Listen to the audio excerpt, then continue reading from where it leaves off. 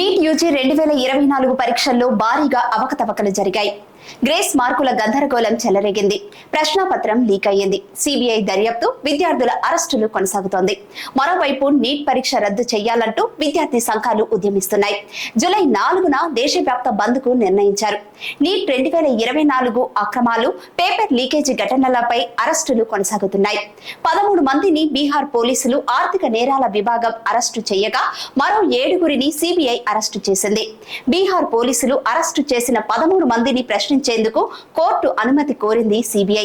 ఈ 13 మందిలో 6గురు ప్రశ్నపత్రం లీకేజీ మాఫియాలో భాగం కాగా మరో 4గురు తల్లిదండ్రులున్నారు.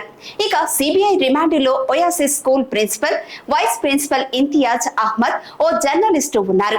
వీరిపై ప్రశ్నపత్రాల తారుమారు ఆరోపణలున్నాయి. నీట్ పేపర్ లీకేజీ వ్యవహారంపై సుప్రీంకోర్టులో విచారణ జరుగుతోంది. నీట్ 2024 రద్దు చేయాలని దేశవ్యాప్తంగా పలు విద్యార్థి సంఘాలు ఆందోళనలు చేస్తున్నాయి. పరీక్ష రద్దుకు సుప్రీంకోర్టు అభిముఖంగా లేనట్టుగా తెలుస్తోంది. నీట్ పరీక్ష వ్యవహారంలో కేంద్రం తీరుకు వ్యతిరేకంగా విద్యార్థి సంఘాలు దేశవ్యాప్తంగా జూలై 4న బంద్ చేసేందుకు పిలుపునిచ్చాయి.